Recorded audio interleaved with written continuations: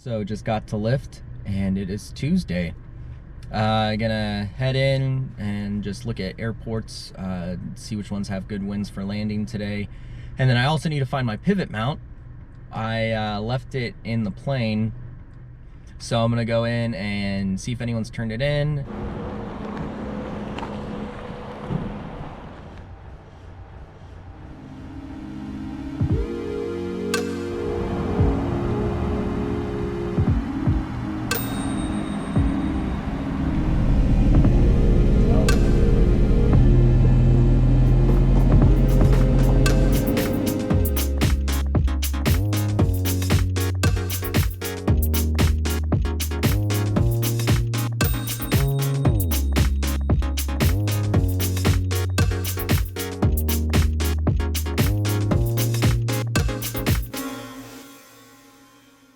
So we just got done with the flight.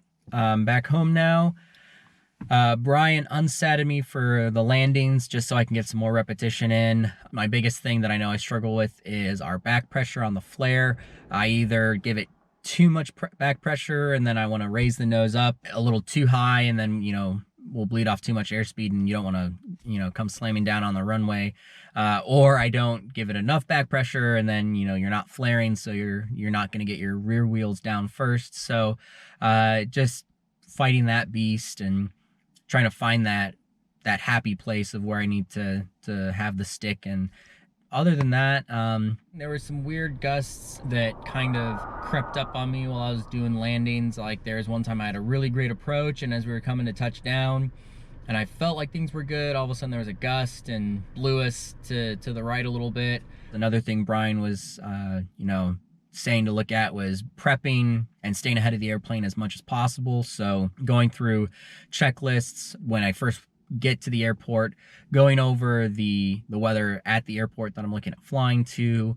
But yeah, all good things to know. So I'll catch you guys tomorrow. Not sure if it's going to be a flight yet or if we're going to do a briefing.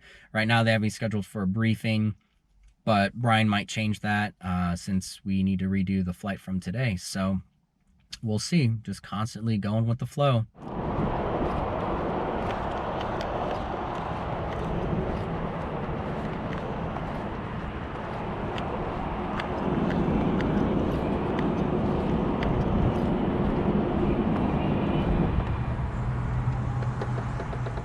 Basically, I was supposed to be doing emergency procedures, and my instructor Brian, we got up and he goes, "All right, so we're flying, where do you want to go?"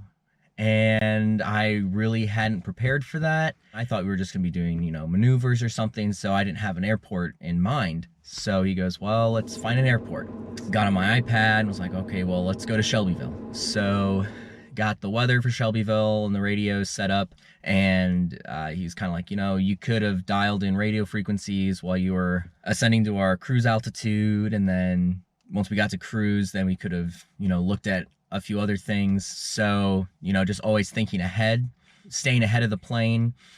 So once we got all that done, got the winds for Shelbyville, and he's like, "All right, well, let's come into Shelbyville." And as we were coming in, I forgot to make a radio call for our 10 miles out. Brian says, maybe you do like a 10-mile call, a 5-mile call, and just so traffic in the area knows to be looking for you as you're approaching the airport.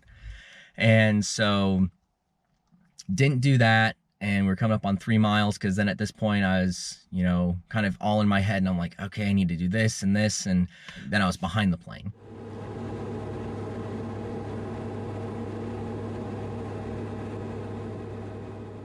I thought I was gonna do really well on this flight.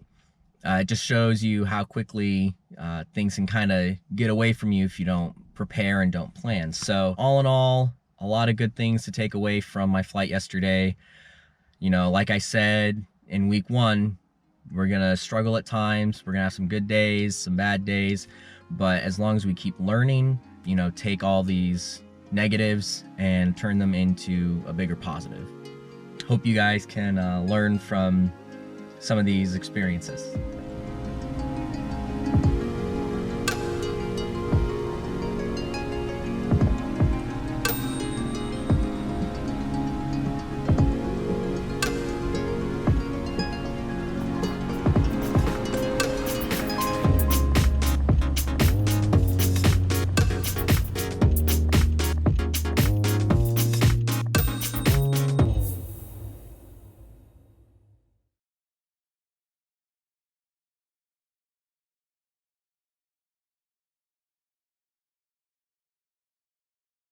Yeah, so if we make it big on YouTube, we'll be getting you dinner and some better equipment, right?